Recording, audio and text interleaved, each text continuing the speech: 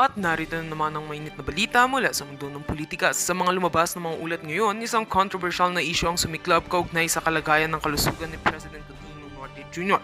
Isinasangkot siya sa mga revelasyon na nagdulot ng mga tanong tungkol sa kanyang kondisyon at kung may lihim bang itinatago ang Malacanang. Ano nga ba ang tunay na kalagayan ng Pangulo at paano ito nakakaapekto sa kanyang liderato? Ayon sa ilang mga insiders mula sa loob ng gobyerno, nagkaroon ng mga seryosong komplikasyon sa kalusugan si President Marcos. Sinabi ng mga pinagmumula ng impormasyon na ito ay isang bagay na hindi pa inamin ng palasyo. Ang mga ulat na ito ay nagdulot ng pangamba sa mga kritiko ng administrasyon na nagsasabing may mga issue sa transparency at kakulangan sa pagbibigay ng tamang impormasyon sa publiko. Habang ang Malacanang ay patuloy na nagsasabi ng maayos ang kalusugan ng Pangulo, ang mga revelasyon ay nagbigay daan sa mas maraming espekulasyon. Dumagdag pa sa kontrobersiya ang mga aligasyong mula sa ilang mga political analysts na posibleng ginagamit lang ang kondisyon ng Pangulo bilang isang taktika upang ipagtanggol ang kanyang liderato. Ayon sa kanila, maaaring itong lamang ay isang cover-up para takpan ng mga isyu at kahinaan sa ilalim ng kanyang pamumuno. May mga nagsasabi ring hindi sapat ang komunikasyon mula sa mga opisyal ng Malacanang patungkol sa kalusugan ng Pangulo, kaya't nagkaroon ng misinterpretasyon ang mga tao at nagdulot ng mga katanungan sa credibility ng administrasyon. Samantala, ang mga taga-suporta ng Pangulo ay mabilis na nagmamagandang loob at iginiit na wala nang dapat ipag-alala ang publiko. Ayon sa kanila, ang Pangulo ay patuloy na nagtataguyod ng mga programa at mga proyekto ng gobyerno na nagpapakita ng kanyang kakayahan at dedikasyon sa bayan. Ngunit, tanong ng mga kritiko kung ang mga ulat tungkol sa kalusugan ng Pangulo ay totoo. Paano ito makakaapekto sa mga desisyon at aksyon ng pamahalaan sa hinaharap? Sa ngayon, walang opisyal na pahayag ang Malacanang tungkol sa mga kumakalat na revelasyon, ngunit patuloy ang mga espekulasyon at pagsusuri ng mga eksperto. Ang isyong ito ay patuloy na binibigyang pansin ng mga mamamayan at ng mga media outlets. Sa kabila ng mga ito, ang ating mga kababayan ay umaasa na magkakaroon ng tamang pag-address sa usapin at magkakaroon tayo ng mas malinaw na impormasyon ukol sa tunay na kalagayan ng Pangulo at ang magiging epekto nito sa ating bansa. Patuloy naming babantayan ang mga susunod na developments ukol sa isyong ito. At yan nga ang mga balitang ating pagkakatutukan, at kung bago ka pa lamang sa aking channel ay huwag kakalimutang mag-like, share and subscribe para updated ka sa aming mga bagong balita dito sa Tatak Pinas.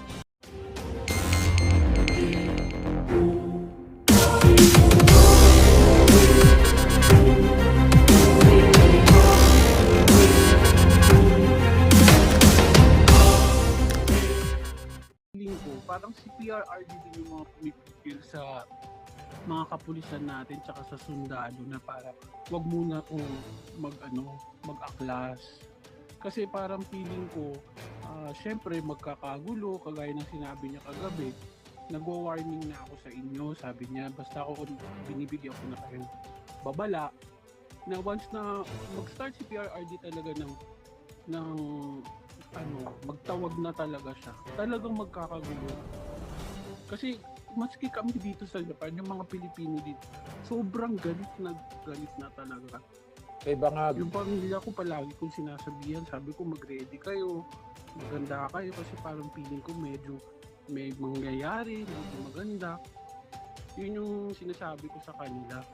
Tapos nararamdaman ko rin talaga na si PRRD lang na naghihintay lang ng perfect timing eh. Dapat magtawag si PRRD sa kalsada na kumain ng pulburon, ano? Sundan ngayon. Pero hindi ba nalawagan? Literal na pulburon. Napanood ko sa press meeting niya sa Davao. Tinanong niya yung mga militar ano ba mga militar, okay ba sa inyo na drug addict ang inyong presidente? Kung okay lang, wala kami magagawa. Di ba panawagan na yun? Oo nga po. Di ba nakipag-meeting din, nagkaroon din po siya ng meeting sa mga retired generals na nagkaroon sila ng meeting. Parang feeling ko talaga, naghihintay lang din sila ng hudyat ni Tatay Digong. Kasi nga naman, once na, nagrarali-lali na yung iba, pero hindi tayo kagaya noon talaga na, di ba wala namang pera si PRRD, tayo lang talaga mga Pilipino nagsama-sama eh. Kaya siya nanalo eh. That's true. So parang hinihintay lang talaga nila na magsalita na si PRRD na, sige tara, labas na tayo. Kasi nung sinabi niya kagabi, tigilan nyo to, buhay pa ako, gumanon siya, di ba? Pwede lang. Sabi Yeah. ko, I think ganyan. baka ito na nga yun. Hmm. Baka, you'll never know, baka ito na yun. Tapos naisip ko pa, di ba may nahuling malaking buhaya? Oo nga. Si Tambalos. Sabi ko baka disisit na yung sign. Sabi ko. Tapos napakalaki pa yung kulay green na net na ginamit sa buhaya. Sabi ko mukhang mga Totoo ba buhaya. yun? Mukhang Talagang totoo yung mga buhay. Oo, okay. Yun lang naman po yung naiisip ko kasi marami na talagang galit. Kaya lang parang medyo hindi lang tayo kagaya nung araw na parang kasi nga syempre nga naman paglalabas tayo lahat inuuna muna natin kasi yung hanap buhay eh. Pero Jonalyn, binoto mo ba si Bangag? Tapos hindi po, nag-ano ko, yung pamilya ko talaga. Nanay ko, mga kapatid ko, sinabihan ko lahat yan. Sabi ko, buboto niyo si BBM kasi sabi ko nag-ano na si Sara, nag-ano na siya, nag-giveaway na siya, hindi na siya tatakbong presidente. Pero naisip ko kasi noon, bakit pinipigilan ni Tatay Digong si Sara? Sabi ko, parang may something. Tapos parang nagkaroon pa nga nag-away pa nga sila magtatay. Parang nag-ano lang naman dito na hindi... Tapos pinatakbo ni Tatay Digong na lang, parang tatakbo na lang ata si Senator Bongo noon, yung mga ganon. Kasi ganon. Kaya nakakabwisit. Pero Jonalyn, kung bibigyan ka ng power ngayon para makaganti tayo kay Bangag, ngayon lang, mga 15 minutes lang yung power mo. Anong gusto mong gawin sa mga Bangag? Ay naku, maghuhulog po talaga ako ng malaking bulalakaw sa Malacanang. Para matapos na sila lahat. Hypothetically, di ba? Kasi Tapos habang kung may power ka. kung habang nagsiseson sila sa Congress, ganun. Isang malaki lang talaga. Isang malaking bulaklak, yung bumubuka-buka. Maubos po sila doon. Bulalakaw. Maubos sila, mapala. Alam mo kasi Spokes, no?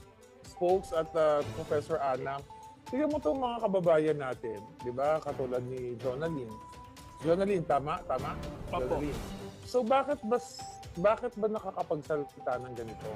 Out of frustration. Dahil ito yung pahirap na ginagawa ng government.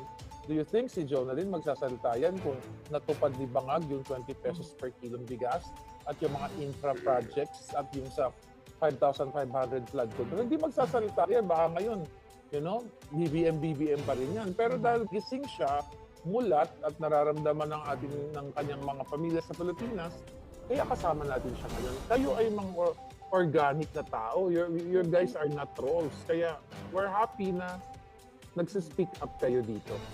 Saka nararamdaman po talaga namin. Kasi kulang na po talaga yung kulang na yung pinapadala namin sa Pilipinas. Yeah. Kami sa family ko lang po, kagaya ni Kuya kanina, na almost 100,000 naman. Ang baba pa ng yen po ngayon, sobra. Sa lagpak Ganun, napakagalante nyo talaga, no? Kinukulang na rin yung pinapadala mo. Siyempre, nagdadagdag ka. Tapos nakakabisit pa sa kanya, wala siyang tinuloy na din proyekto ni Tatay Digong kahit isa. Alam naman natin na ang nagpapatakbo yung kanyang asawang butod. Pero kung isa pang tanong ko sa'yo, kung bibigyan ka to ng pagkakataon, i-describe mo si Misa, paano mo siya i-describe in one word? Ano po ba? Para siyang, anong tawag dito? Ano po ba sa tipaklong? Bago yun. Para siyang tipaklong kasi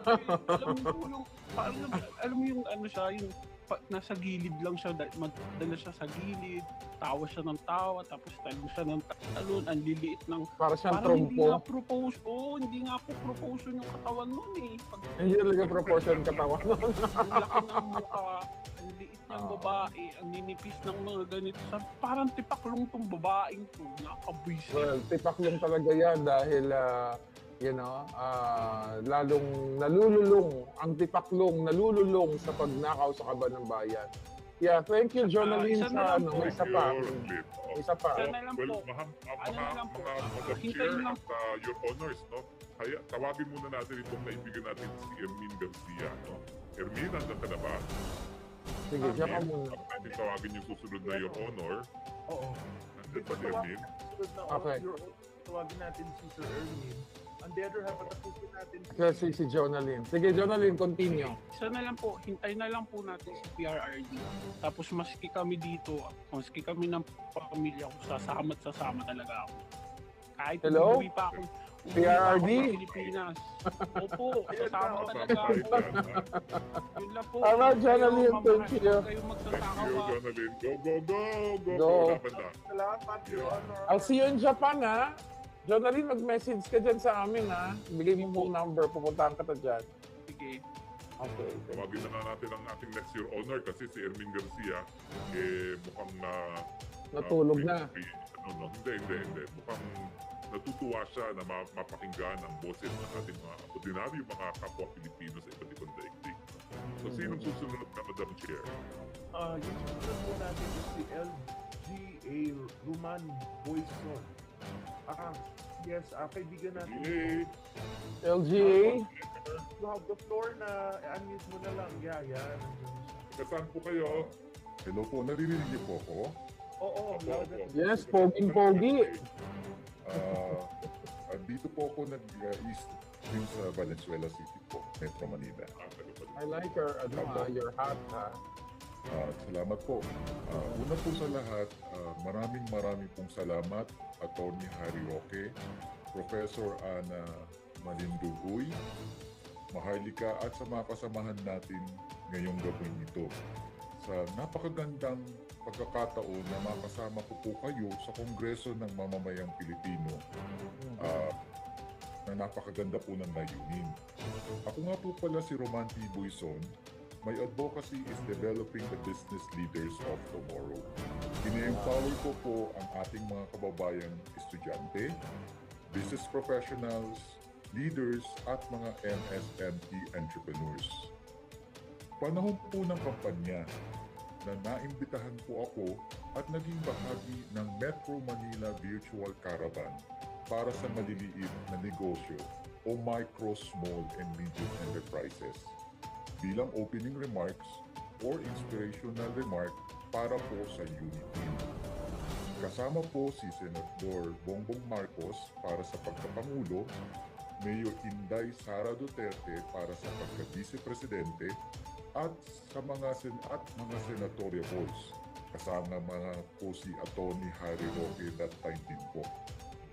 Ang Peace Rally ng INC o Iglesia ni Cristo ay isang pagpapaalala sa bawat isa sa atin, mga Pilipino, na sa pagkakaisa na siyang naging value proposition po noong panahon ng kampanya ng UNITEAM. Kaya nga po tinawag na UNI, United Uni.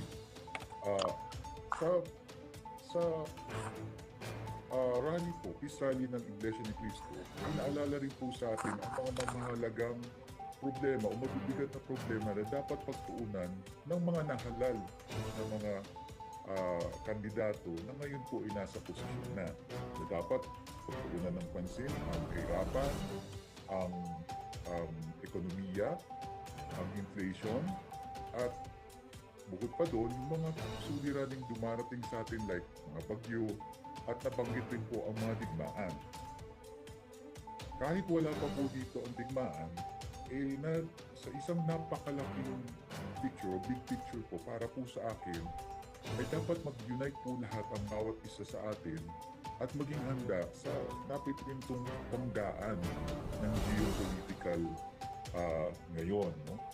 Lalo na po ang Pilipinas ay mayroon pong strategic relevance sa dalawang magkabilang panig ng geopolitics.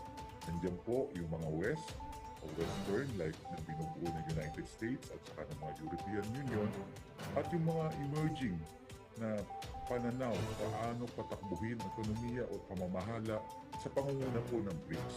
Andiyan po ang China, ang Russia, andiyan po ang India at marami po pong iba. Ang nakakalungkot nga po, kahit mga Southeast Asian kapitbahay natin ay sumasama na po sa BRICS na para sa akin, sana po kasama rin tayo doon. Dahil yun po ay magbubukas ng isang napakalaking pagkakataon, lalo na po makakatulong po talaga sa ating ekonomiya dahil magbibigay po sa atin ng mga pagkakataon para tayo mag-grow sa pamamagitan ng foreign direct investment, mga pamumuhunan na galing sa BRICS like China, India, Russia at mga kasamahan pa, subalit hindi pa po natin ginagawa. Kaya nga po, sana po ay magkaroon tayo ng ng pagkakaisa uli na sana makalimutan yung mga bagay na differences, mag-focus tayo kung ano may bibigay ng bawat sa atin o strength para maabot natin yung talagang tinatawag na independence. Yung panahon po ng Pangulong Duterte, isa po rin po ako niya sa kanyang live na empower ang ating mga negosyante, MSME entrepreneurs, kasama po ako sa kanyang mga proyekto. Napakaganda po kasi just imagine po, no? Sa datos po ng DTI, 99% nagpapabilang sa MSME entrepreneurs. Only 1% lang po nasa malalaking kumpanya o yung big o large corporation. Kasi kung ma-empower lang natin kahit 5% lang po ng 99%, malaking bagay na po sa nation growth natin or nation building. Kaya nga po, ang aking suggestion at natutuwa po kung sana magkaisa tayo para sa mas malaking hinaharap po natin na sana po ay may independent foreign policy din tayo para open din po tayo, wala po tayong kaaway, friends to everyone, para isang malaking hakbang sa aking pananaw na yun po yung makakatulong talaga sa ekonomiya at sa mga malalaking suliranin natin hinaharap po ito sa Pilipinas. Pero Roman, maraming salamat Roman, pero ang tanong, ano dapat natin gawin ngayon matapos ang mapayapang pag-rally ng mga INC? Para po sa akin, antayin po natin kung ano po ang magiging hakbang ng ating mga pamunuan o kanang sa Malacanang at saka sa ating mga kongreso dahil po sa panawagan sa isang malaking malakas na panawagan ng INC na hindi lang po binubuo ng INC sa peace rally, kundi rin po na binubuo rin po ng iba't ibang reliyon at mga grupo. Sana po mapakinggan po tayo nila at naniniwala rin po ko na kung ano po magiging reaksyon nila doon sa panawagan ng ating ng peace rally ay meron pong magiging kasunod na hakbang ang mga kababayan natin para po sa katuparan ng pagkakaisa. Maraming salamat, Roman. Alam mo, hanga ako sa iyo, napaka malumanay mong magsalita. Kami ni Maharlika at saka ni Prof. Ana, mainit na mga ulo. Hindi na kami mahinahon magsalita. So, lalo na si Dragon Lady. So, para kang gamot sa amin. Nakakatawa nga po si Antidote. Antidote na eh. Nakakatawa nga po si Prof. Ana, Sir Atty. Harry at saka Ma'am Maharlika. Lalo na po, first time po kayo nakasama ngayon sa virtual event natin. Siya po talaga nagpadala at nag-invite sa akin at ang nakakatuwa po sa kanya, meron po tayong talagang isang Pilipino na pinagkakatiwala ang magbigay ng mga insights pagdating po sa geopolitics. Si Prof. Ana po, hinihingi po yung kanyang opinion na nakakataba ng puso dahil kasi nga po, updated yung po dapat ang malaman ng ating mga kababayan yung pagbabago o shift ng geopolitics sa mundo na hindi po dapat tayo maging outdated kasi nga di po ba may tinatawag tayong innovation. Pag sinabing innovation, dapat updated lagi yung mindset natin. Sa atin bilang Pilipino at saka bilang bansa, dapat hindi rin tayo nahuli kung ano yung trend, ano yung agos ng hangin, no, kung saan papunta. Kaya masaya po ko nandiyan si Ma'am Ana, kaya nga minsan nag-chat ako sa kanya, sige po, tuloy niya lang dahil yung po kailangan natin sa mga Pilipino na ma-expose po na talaga nangyayari sa mundo at yung shifting ng power sa geopolitics, sa mga economics, sa opportunity na ang nakakalungkot lang, imbis na mapalapit tayo sa BRICS, sa China, parang lumalayo pa po tayo sa ngayon. Well, pero iisipin Roman, ka namin pag mainit ang mga ulo namin, ha? At iisipin namin kung paano ka nagsalita. At sisikapin namin, gagayahin ka namin. Pagamat na high blood pero before anything, Scopes at saka sis, may tanong sa kanya in terms of reaction. Kasi yung pinakamalaking issue right now na bumulaga sa lahat ng Pilipino is yung kahapon na expose tungkol sa BICAM report at saka yung 20 Fill in the blanks. Oo. na blank check ang dating niya. So ano ang tingin mo dito? Anong reaction mo? Sigurado ako may explain niya sa malumanay na sobrang malumanay na way. Gaya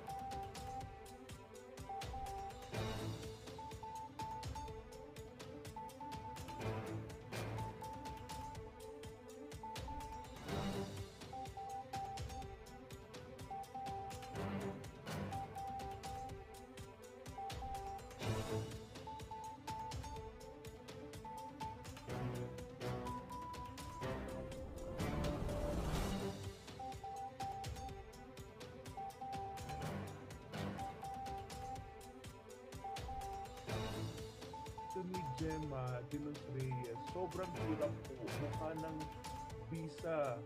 Pagkuha ata ng visa sa Poland Embassy dito sa Pilipinas. Appointment pa lang, kahirapan na inaabot ng taon, appointment pa lang sa visa. Umiiyak daw sila, mga aplikante and all that. So God bless daw, Attorney Man. Si Arnold naman, ang sabi niya, ang yung kanina si Arnold yung driver na umiikot ng Europe. Kung may tawag, kung magtatawag daw si Tatay Digong at manguna na siya sa marcha, for sure, susunod na ang taong bayan at ang military. Kay Arnold yan, ha? Si Milo naman, sabi niya, dapat po sabay-sabay tayo kasi kung may mauna, kahit batalyon commander yan, mapapahamak, dapat po sabay-sabay. So, ang punto lang niya, kung sabay-sabay, walang una, walang kasi sabay-sabay. Ayan. Ito naman si sama-sama daw. Ito naman may may taga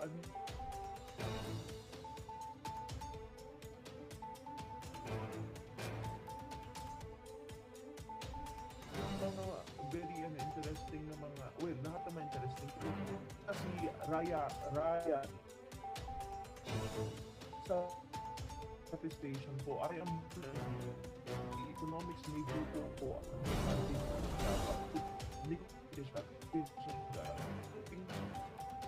ayuda ako kasi ayuda is good for the economy kasi wala po talaga itong multiplier effect.